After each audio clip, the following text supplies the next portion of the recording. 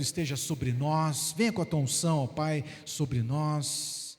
O mesmo Espírito que estava no momento do louvor, nós aquietamos o nosso coração para ouvir a tua voz. Fala conosco, ó Deus, ministra-nos, ó Pai, no nome de Jesus. Amém. Queridos, eu quero praticamente encerrar esse ano trazendo uma palavra, na verdade é um estudo, e você vai ter que folhear a tua Bíblia, porque hoje eu resolvi gastar tudo que economizei no decorrer do ano. Posso ouvir um amém? Vou recorrer a, sei lá, umas 20 referências bíblicas. Posso ouvir um glória a Deus? Vou gastar, sou econômico, né? Geralmente eu uso uma ou duas. Hoje eu não vou fazer igual a Renata. Vou gastar 20. Vamos queimar tudo, Robertinho. Acerca de um assunto muito importante. Queridos, por muito pouco eu não fui preso, eu não fui aprisionado nessa questão que eu quero abordar nessa noite. Então, eu peço a você que fique bem antenado, igual aquela questão lá do avião, né? Se a cabine despressurizar, você pega a máscara e coloca primeiro aonde? No seu rosto, respira fundo. E depois você socorre outros. Então esta mensagem, primeiro, é para você. Amém? Edificação para você. É para um autoexame pessoal. É você. Né? E como somos líderes, a gente também vai extrapolar isso para a vida daqueles que o Senhor nos deu para ser ministrado por nós. Amém? Vamos então para o primeiro versículo da noite, é esse que já está na tela. O texto diz assim, ó: Jesus foi com eles. Aqui é a cura do servo do centurião romano. Lucas, o capítulo 5, o capítulo 7, versículo 5 até o 7. Eu não vou ficar falando as referências, estão aqui, porque como eu disse para vocês, são várias, a gente vai junto. Jesus foi com eles. Já estava perto da casa quando o centurião mandou amigos dizerem a Jesus: Senhor, não te incomodes, pois não mereço receber-te debaixo do meu teto. Por isso, nem me considerei digno de ir ao teu encontro, mas dize uma palavra e o meu servo será curado.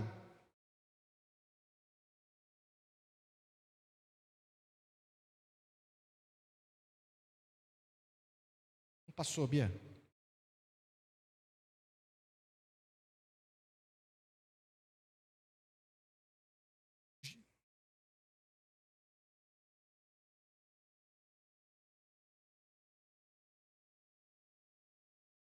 Continuemos. Voltou? Será que vai passar? Deixa eu ver. Ah, vai. Boa. Pois também sou homem sujeito à autoridade, e com um soldado sob o meu comando. Digo a um, vai, e ele vai, e a outro, venha, e ele vem. Digo ao meu servo, faça isso, e ele faz. Ao ouvir isso, Jesus ficou como? Admirado, admirou-se dele, e voltando-se para a multidão que o seguia, disse: eu lhes digo que nem em Israel encontrei tamanha fé. Então os homens que haviam sido enviados voltaram para casa e encontraram o servo restabelecido. Queridos, esta passagem, o Senhor Jesus está falando com um centurião romano, alguém que não conhecia da palavra, um incrédulo, vamos dizer assim, alguém de fora, não era de Israel, não esperava o Messias, mas esse homem manifesta uma fé absoluta, uma fé convicta, que provocou admiração em Jesus.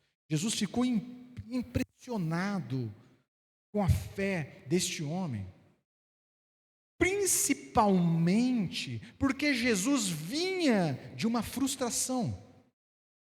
Jesus vinha desse momento aqui.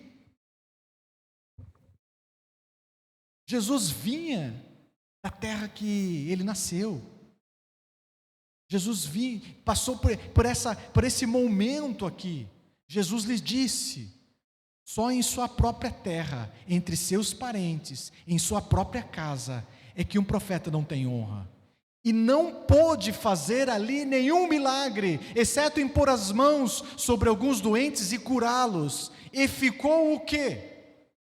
Admirado com a incredulidade deles. Então Jesus passou a percorrer os povoados, ensinando. Eu preciso te dizer, tem duas situações que provocam admiração em Jesus. Uma delas é a fé absoluta, a outra, a incredulidade. A incredulidade. Então, Jesus veio para os seus, mas os seus o quê? Não o receberam. Por quê? Por causa da dureza de coração, por causa da incredulidade. A dureza de coração, queridos, pode nos roubar o novo de Deus. A dureza de coração roubou de Israel a experiência de intimidade com Jesus. Estavam tão pertos fisicamente, mas tão longe espiritualmente. Por quê? Por causa da dureza de coração, por causa da incredulidade. Jesus não teve dificuldade com os endemoniados. Jesus não teve dificuldade com os doentes. Jesus não teve dificuldade com os perdidos. O fato é que Jesus teve dificuldade com aqueles com quem compartilhava a mesma fé. Olha que conclusão terrível após ler esses dois textos. A incredulidade e a dureza de coração não está no mundo, não está naquilo que a gente chama de ímpios. Lá impera é a ignorância, não conhecem a Deus, não conhecem a Jesus Cristo. Lá impera a ignorância, a dureza de coração está na casa de Deus. A incredulidade, muitas vezes, está nos nossos corações. Fala, misericórdia. Isso é mal, isso é profundamente mal, porque é uma inversão muito grande, não é? Porque então temos descrentes, ímpios, crentes, fiéis, cheios de fé, cheios de expectativa, coração aberto. E nós temos crentes incrédulos, de coração endurecido, sem fé. Não é um absurdo? Incrédulos, quebrantados, com fé, e crentes, descrentes, sem fé, endurecidos, resistentes ao agir do Senhor, resistentes ao novo do Senhor. Esse povo aqui estavam secos, sedentos, mas não conseguiram reconhecer que Jesus Cristo era a fonte de água viva. Por quê? Por causa da incredulidade do coração. Então, é um assunto muito pertinente a nós, porque eu preciso te confessar, por muito pouco eu não fui pego nessa armadilha da incredulidade e da dureza de coração. Por muito pouco.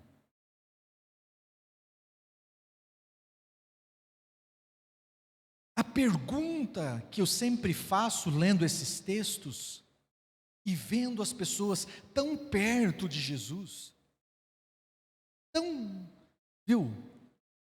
aos pés de Jesus, mas ao mesmo tempo tão desconectadas e tão longes, a pergunta que eu faço é: que ambiente é esse que dificultou, que foi capaz de dificultar o agir do Senhor Jesus?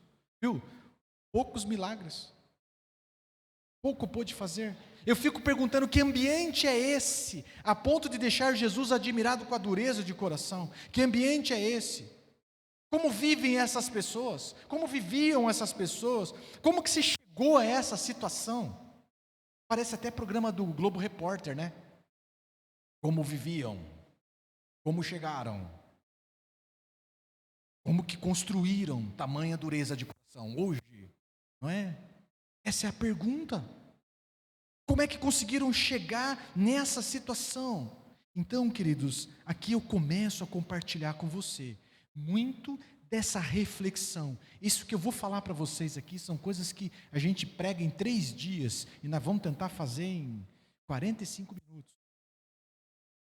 Então vamos, discernindo esse ambiente. Que ambiente é esse que gera gente com coração endurecido? Que gera gente que é capaz de pôr dificuldade até mesmo para Jesus agir. O ambiente tem essa marca, a primeira delas: o pecado é assimilado como normal. O pecado é praticado de uma forma sistemática, corriqueira, por muito tempo, geração após geração. E então começa a se entender como normal. Ah, não, aqui é assim, aqui é assim. O pecado se torna algo cultural. Ah, não, essa é a nossa cultura. Mas não é cultura, é pecado. Então, nesse ambiente, o discurso é esse aqui, ó. Porque o ímpio insulta a Deus, dizendo no seu íntimo: de nada me pedirás conta. Uma versão mais nós é assim: não dá nada, nada a ver, não é bem assim, exagero, muito radical, não dá nada. Deus não é assim, Deus vai entender. É esse o discurso. É esse o discurso. Um pecado sendo assimilado como algo normal. Nesse ambiente, queridos, a pregação do arrependimento é rejeitada. E só para te posicionar na história, quando Jesus foi rejeitado pelos seus, João Batista já estava preso, o pregador do arrependimento. E um pouco logo em seguida será morto. Por quê? Porque nesse ambiente, a pregação do arrependimento é rejeitada, é muito pesada, é abominada. Ah, não gosto, não gosta. Então, quando não gosta, mata, põe para fora. É isso. A próxima marca desse ambiente é a idolatria do sofisticado. Tem que ser chique, tem que ser. Eu vou usar um termo ruim, desculpa, pastor Carlos. Brisante. Sabe o que é brisante? É assim, tudo nóia, narcotizados, dopados, chapado, enfeitiçados pelo sofisticado. Então, esse ambiente é um ambiente que idolatra o sofisticado. Natanael diz assim: Nazaré? Pode vir alguma coisa boa de Nazaré? O outro texto: este não é o carpinteiro, filho de Maria, irmão de Tiago, José, Judas e Simão? Não estão aqui conosco as suas irmãs? E ficaram escandalizados por causa dele. Sabe o que é, queridos? Estudou aonde? Da onde? Esse conhecimento, o que o carpinteiro tem a nos acrescentar? O que uma igreja de bairro tem a nos acrescentar? O que alguém com pouca escola tem a acrescentar? Entende? Culto ao sofisticado. Culto, idolatria ao sofisticado. Então ficaram escandalizados com a origem simples de Jesus. Escandalizados. Porque queriam algo ao modelo de César. Queriam um rei na grandeza dos reis desse mundo. E foram surpreendidos com um rei servo, um rei humilde.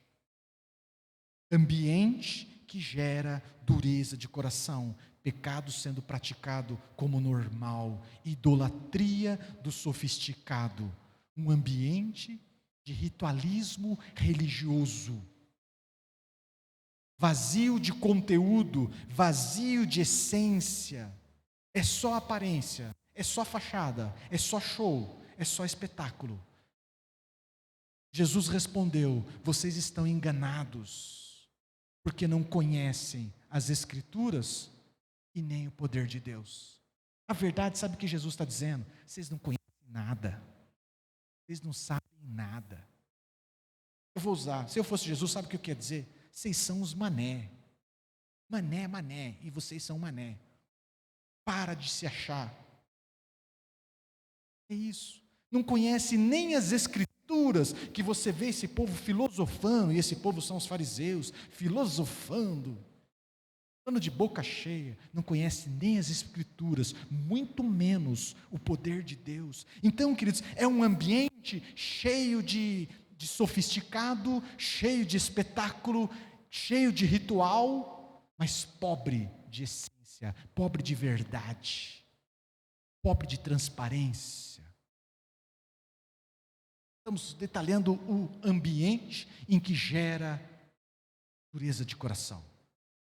Mais uma, o legalismo. O legalismo. Sabe o que é o legalismo, queridos? É um ambiente onde as pessoas cobram de outros o que nem elas mesmas praticam e que nem elas mesmas conseguem viver, mas elas estão sempre prontas a cobrar. Eu tenho uma outra fala, é um ambiente onde as pessoas amam as regras em detrimento do amor a pessoas. O que importa são as regras, elas são capazes de matar em favor das regras, elas são capazes de excluir e de empurrar para o mundo em favor das regras, amantes das regras, mas detestam pessoas, adoram acusar, julgar, sabe por quê? Adoram tribunal.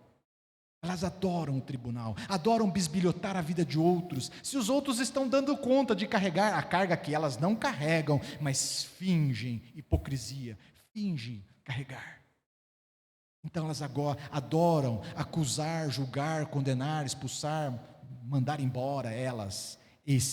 Um ambiente do legalismo, um ambiente que gera a dureza de coração, um ambiente que adoece, um ambiente que mata, que envenena. E Jesus diz exatamente isso aqui para esse povo: ai de vocês, mestres da lei e fariseus, hipócritas, vocês limpam o exterior do corpo e do prato, mas por dentro eles estão cheios de ganância e cobiça. Ai de vocês, mestres da lei e fariseus, hipócritas, vocês são como sepulcro caiado, bonito por fora, mas por dentro estão cheios de ossos e de todo tipo de imundície. Assim são vocês, por fora parecem justos ao povo, mas por dentro estão cheios de hipocrisia e de maldade. Esse é o ambiente, cara. Esse é o ambiente, está desenhado aqui, um ambiente que adoece, um ambiente que, se você viver nele, você será gradativamente conduzido à dureza de coração, à hipocrisia, às máscaras, onde o quebrantado é esculachado, onde o quebrantado é excluído, mas o falso é exaltado, mas o mascarado é honrado. Isso prevaleceu até o dia que veio alguém que enxergava além das máscaras. Jesus Cristo. Enxergava além da fantasia. E aí é um esculacho. Ai de vocês, fariseus hipócritas, sepulcro caiado, e aí por aí afora. Jesus não poupou esse povo de exortação. Então, queridos, aqui está alguns detalhes desse ambiente que adoece, que nos afasta de Deus, que nos conduz à religião, à religiosidade, a um culto vazio de Deus, nos conduz a rituais e não nos ajuda em absolutamente nada a se relacionar, a viver intimidade com Deus.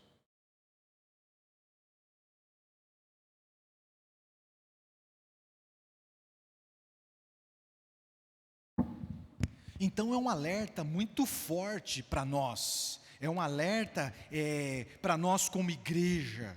Nós precisamos nos cuidar, nos policiarmos para banir do nosso meio cada ingrediente desse. Nós, eu, pastor, vocês, líderes, nós precisamos tomar o extremo cuidado para botar para fora cada ingrediente desses, porque a experiência na história diz, a minha experiência de vida diz, que na hora que entra estes costumes por aquela porta, o Espírito Santo sai por outra. Na hora que entra essas coisas aqui, por um lugar, a glória de Deus sai por outro, e sabe o que fica? Só o ritual. Fica só a esquisitice de crente. Fica só aquilo que a gente convencionou chamar de obra de Deus. Obra de Deus, mas sem Deus. Continua fazendo a obra de Deus sem Deus, para a glória de quem? Para a glória nossa. Um culto de nós para nós. O glorificado somos nós. O exaltado somos nós. Tem Deus, vazio de Deus. Então, esse é o detalhe do ambiente. Eu quero passar para você agora, de uma forma bem didática, os sintomas. Será que eu fui contaminado? Fala comigo, será que eu fui contaminado? Precisa fazer um exame. Eu gosto, né? A minha formação é na área médica, né? Eu gosto de um exame. Vamos fazer um exame. Eu era bom nisso. Existe uma disciplina chamada semiologia. Você usa um monte de informações e chega a um diagnóstico. Eu era bom nisso. Então eu gosto. Por onde que vamos começar a fazer um exame? É aqui, ó. A palavra já nos dá a direção. Acima de tudo, guarde o seu coração, pois dele depende toda a sua vida. Viu, queridos? O nosso coração de carne, ele dá sinais. E se esses sinais são ignorados e sistematicamente ignorados, sabe o que acontece? Uma hora dessa você tem uma morte súbita. Ele para e você cai duro. Não é assim? O nosso coração espiritual é a mesma coisa. Ele começa a dar sinais. Sinais de que estamos adoecendo, sinais de que estamos intoxicados. E se ignorar, morte espiritual. Morte espiritual. Se ignorar, vai secando e cai. E passa a viver uma vida distante de Cristo, revoltado com a igreja, decepcionado com a igreja e decepcionado com Deus, decepcionado com Cristo. Então vamos começar a examinar o nosso coração. Eu vou colocar aqui sintomas da dureza de coração. Eu fui contaminado. Será que eu fui contaminado? Quais são os sintomas? O primeiro deles, estagnação espiritual. Estagnação espiritual. Queridos, são pessoas que você investe, que você incentiva, que você olha para ela e ela tem muitas habilidades, ela tem muitos talentos, ela tem um potencial natural gigantesco, mas ela não consegue deslanchar na fé. Não deslancha, sempre está patinando em princípios elementares. E como o meu ministério é um ministério incentivador, eu fico chateado, porque eu vejo às vezes novos convertidos chegando e deslanchando, e aquele que tem 10 anos de igreja não deslancha. Eu falo, meu Deus, esse aqui já foi, e esse outro está patinando. Puxa, pelo investimento que recebeu, pelas horas de dedicação, de discipulado, de ensino, de aconselhamento, de oração, a essa altura, como diz o autor de Hebreus, deveria ser mestre, mas ainda patina de princípios elementares da fé. Por quê? Por quê? Por quê?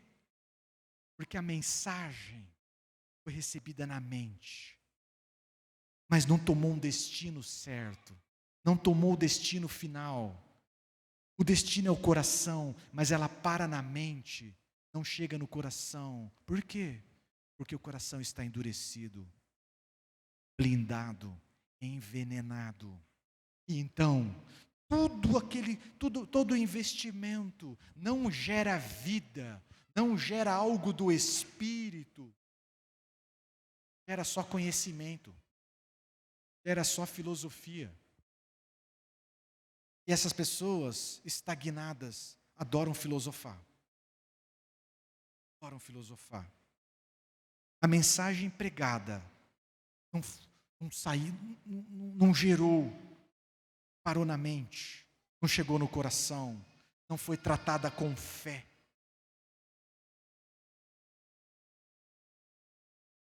Está aqui o texto, está aqui o texto.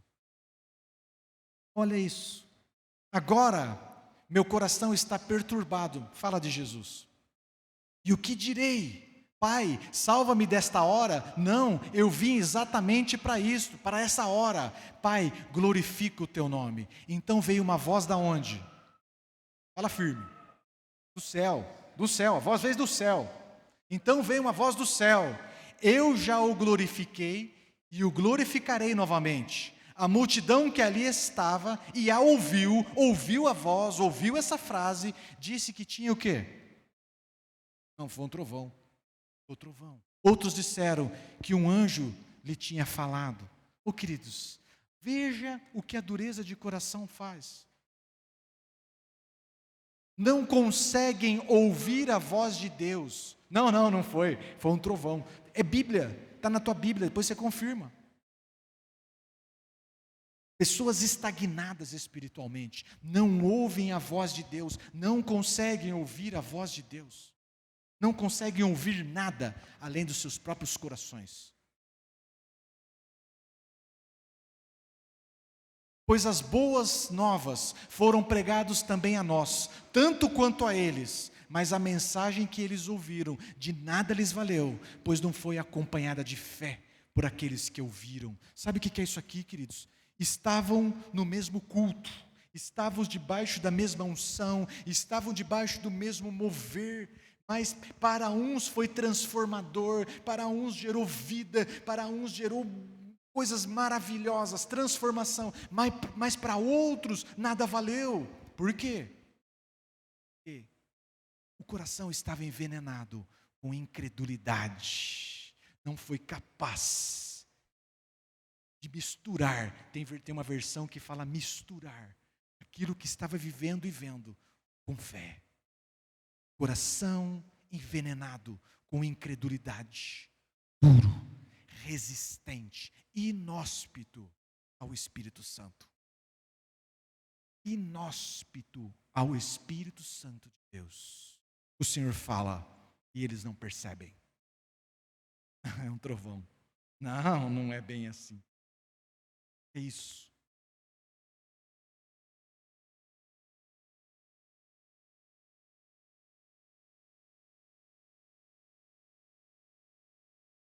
Não conseguem receber o novo de Deus.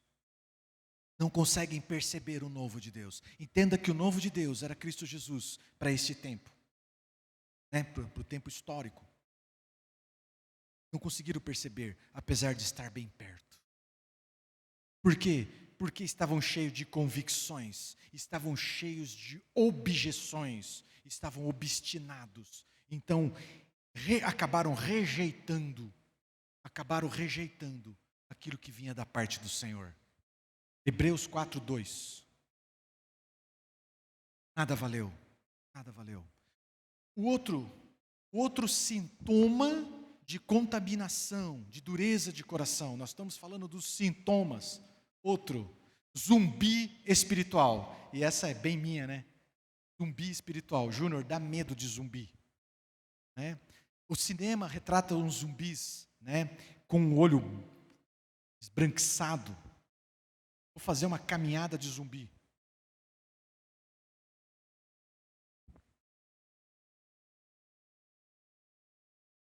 Zumbi espiritual. É crente, mas não tem vida. É crente, mas não tem alegria da salvação.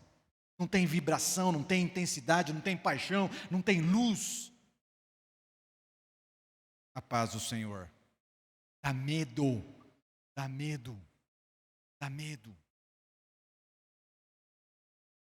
Dureza de coração, queridos, leva as pessoas ao extremo. E os zumbis, eles odeiam alegria, eles odeiam pessoas que sonham, eles odeiam.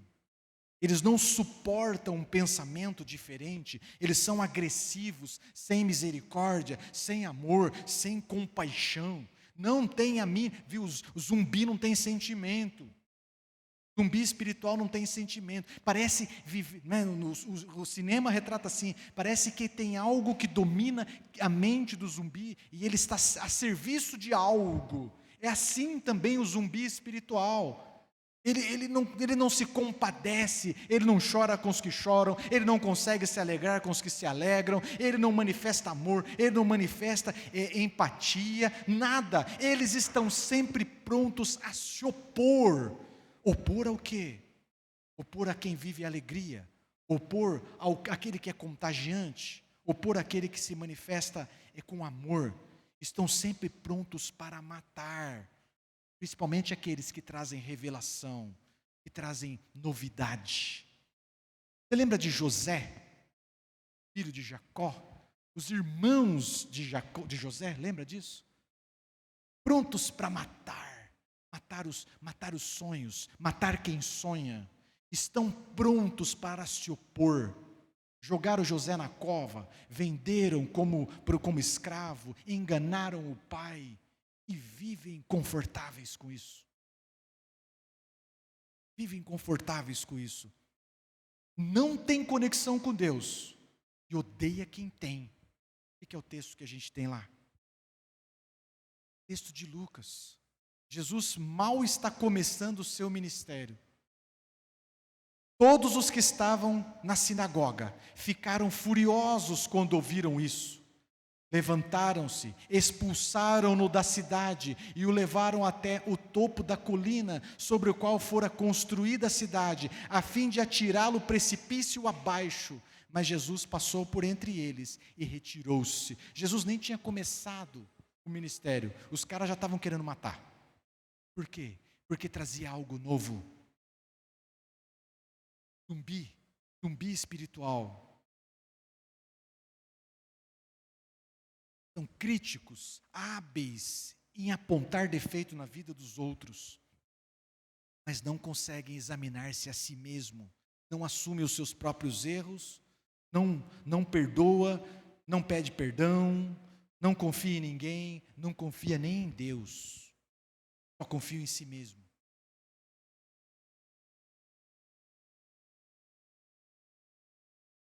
Ai de vocês, mestre da lei e fariseus, hipócritas, vocês fecham o reino dos céus diante dos homens, vocês mesmos não entram, nem deixam entrar aqueles que gostariam de fazê-lo. Sabe o que é, queridos? É aquele tipo de gente, zumbi espiritual, que não desfruta do mover do Espírito, impede que outros desfrutem. E censura, e persegue, e mata, como tentaram fazer com Jesus. Desde o princípio é assim. Não desfruta e impede de que outros venham desfrutar. Esse mesmo texto de Lucas que eu li ali atrás mostra a cegueira espiritual. Lembra que eles levaram Jesus até a colina? Não é? Levaram Jesus até a colina, lá, a fim de atirá-lo precipício abaixo.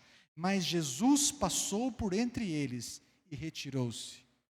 Viu?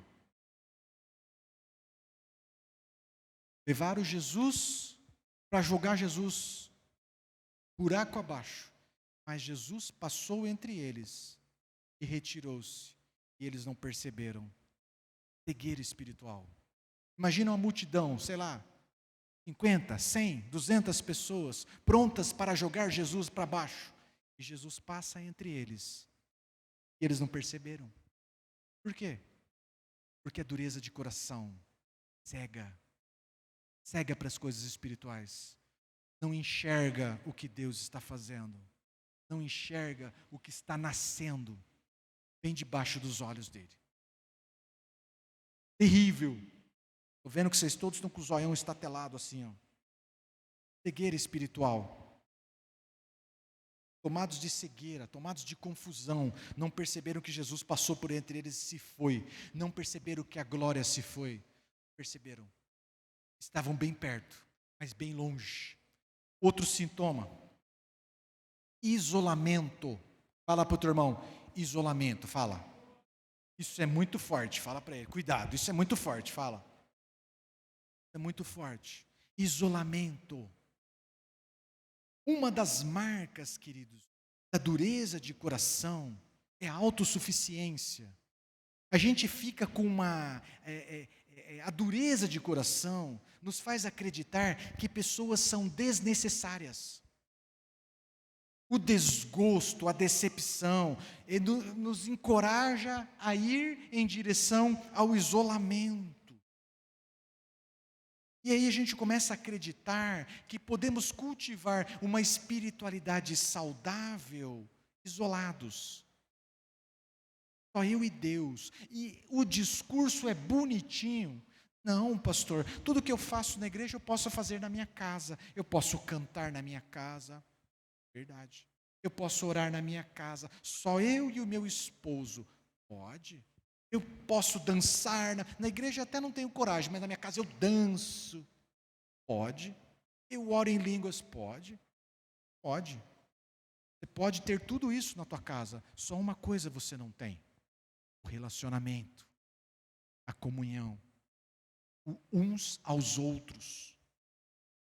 Então, no Evangelho de Cristo, fala comigo, de Cristo, não existe eu me trato, eu me cuido, eu me curo, eu me ministro, como diz lá, eu me unjo, como diz o narrador de futebol, eu se consagro. Não existe, não existe.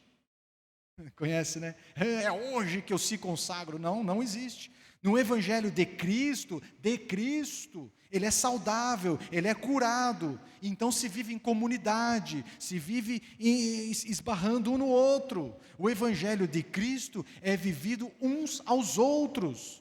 Eu já brinquei muito com os irmãos e hoje vamos repetir de novo. Amai-vos o quê? Consolai-vos, perdoai-vos, exortai-vos, confessai-vos, e como tem uns mala, suportai-vos. É isso, existe.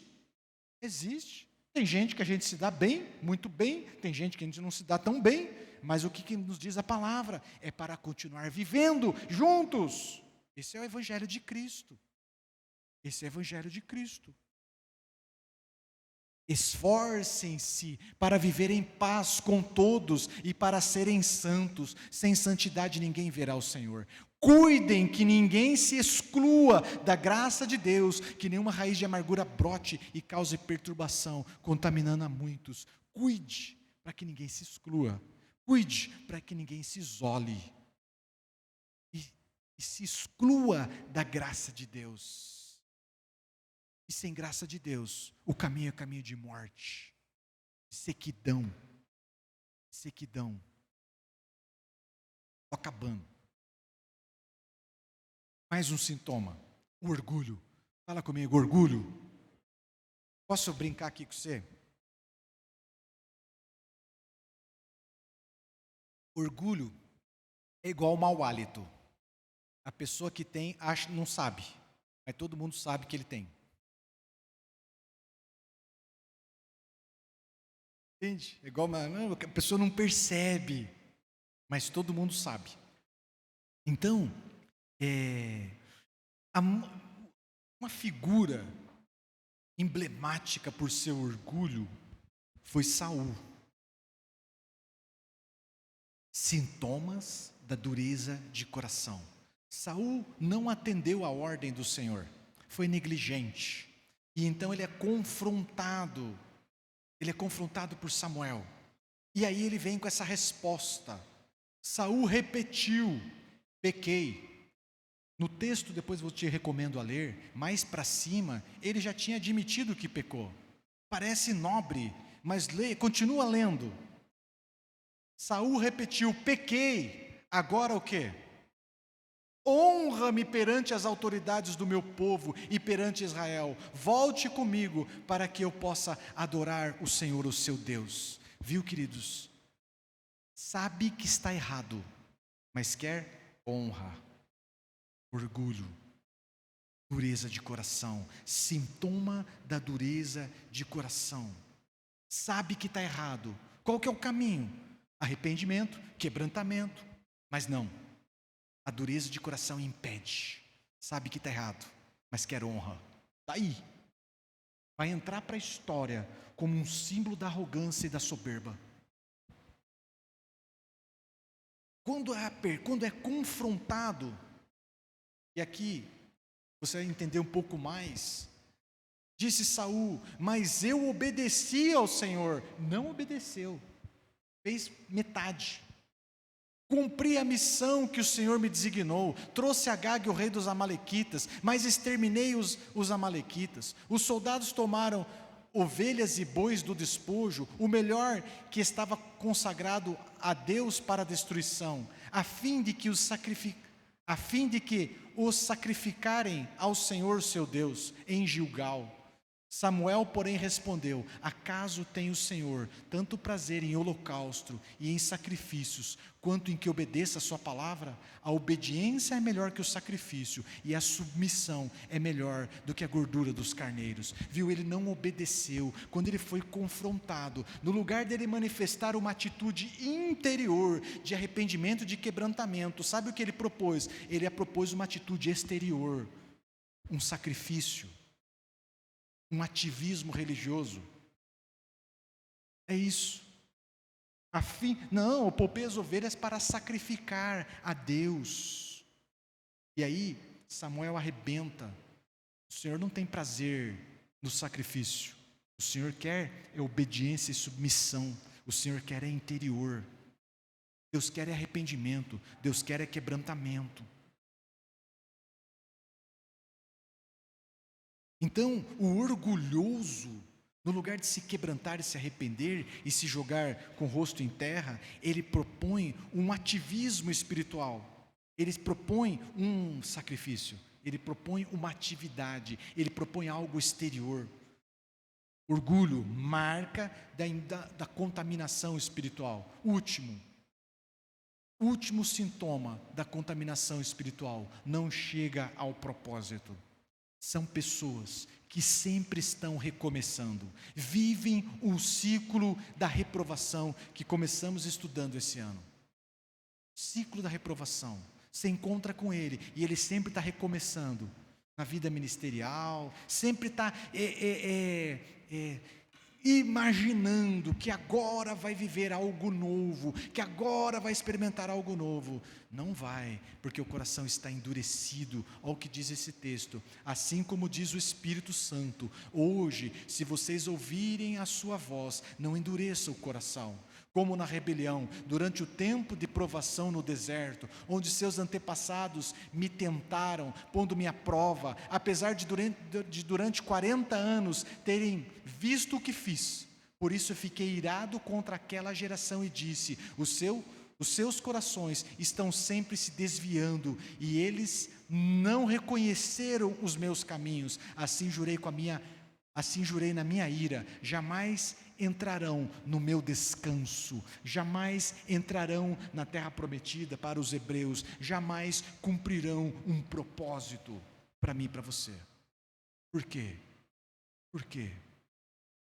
Por causa da dureza de coração, por causa da incredulidade. Não encontra descanso, um eterno ciclo de reprovação, empolgação e reprovação e desânimo, empolgação e desânimo, e se encanta e se desencanta, alegre, deprimido, é isso, uma eterna roda gigante.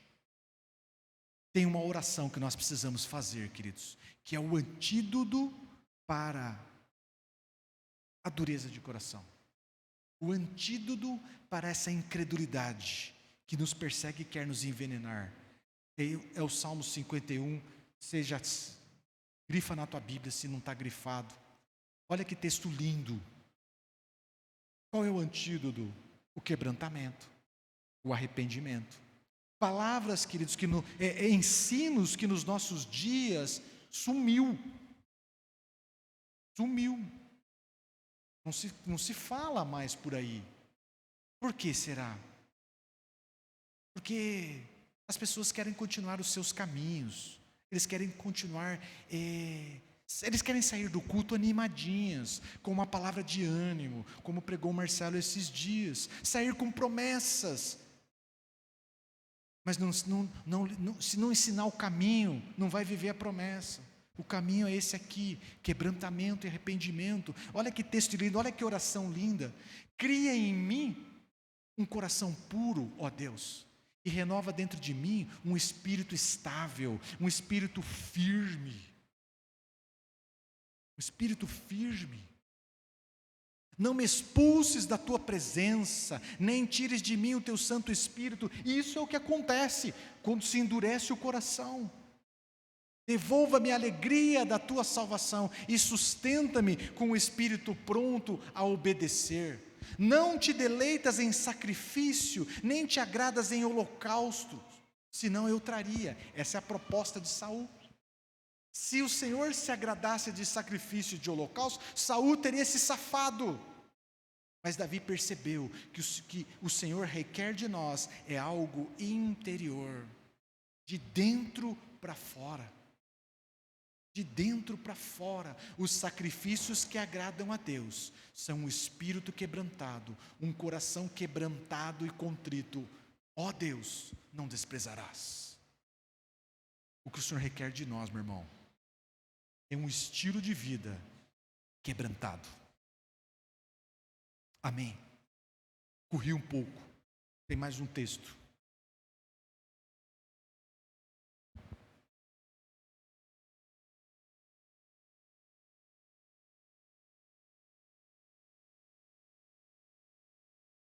Quebrantados seremos. O que a gente precisa definir é qual é o nível de quebrantamento que vai acontecer nas nossas vidas. O profeta diz assim: pode uma mãe esquecer do filho a quem amamenta? A minha resposta é: tem algumas mães aí meio esquisitas, é capaz que, difícil, mas é capaz que possa ter uma ou outra. Porém o Senhor não esquecerá de ti. E a gente se consola com essa palavra. Mas eu também me sinto muito provocado por essa palavra. O Senhor não esquecerá de você. Ele vai atrás de você. O dia que você entregou a vida aqui a Ele, Ele levou a sério. E Ele não vai aceitar te perder. Então, queridos, por mais que venhamos a endurecer o nosso coração, por mais que venhamos a ficar endurecidos, saiba, mas dia menos dia, o seu quebrantamento, o meu quebrantamento vai acontecer. Esse texto diz assim: Jesus olhou fixamente para eles e perguntou: então, qual é o significado do que está escrito? A pedra que os construtores rejeitaram, Jesus, tornou-se a pedra angular, a pedra mais importante. Todo o que cair sobre essa pedra será despedaçado, e aquele sobre quem a pedra cair será reduzido o quê? A pó. Existe aquele que voluntariamente se quebranta, voluntariamente se joga sobre a pedra angular que é Cristo Jesus. Voluntariamente examina a própria vida e se joga, se rende a Cristo Jesus. Quebra ao nível de pedaços. Pense num vaso. Quebra ao nível de pedaços. Mas tem aqueles que resistem, que fogem, que endurecem. E a pedra angular, a mãe pode esquecer, mas Cristo não esquece. A pedra angular vai atrás dele.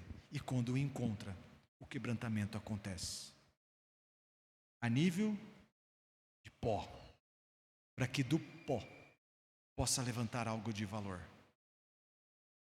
Lembra do jovem Saulo. Resistente, se opondo ao próprio Senhor, caiu, cego. A dureza de coração produziu algo físico, cegueira, do jeito que eu falei aqui, só que no dele caiu escamas dos olhos. O encontro fatal é inevitável. Que seja voluntário, que seja espontâneo, sempre. Que esse seja o nosso estilo de vida. Amém? Amém? Posso ouvir um amém? Como é que vai ser o seu quebrantamento?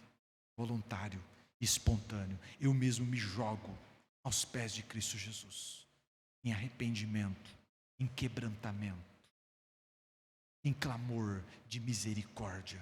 Tem misericórdia de mim, ó Pai. Cria em mim um coração puro, renova dentro de mim um espírito estável. Eu mesmo sou culpado dos meus pecados, a sentença é justa, mas tem misericórdia de mim. Essa deve ser a nossa oração, porque nós vamos tropeçar, nós vamos cair, mas nós precisamos nos levantar. Amém? Longe de nós, longe de mim, longe de você, ouvir a voz do Senhor e resistir, e rejeitar, e nos endurecer. É caminho de morte, é caminho de igreja sem Deus, obra de Deus sem Deus, negócio enfadonho, cansativo. Vamos nos colocar em pé, vamos orar.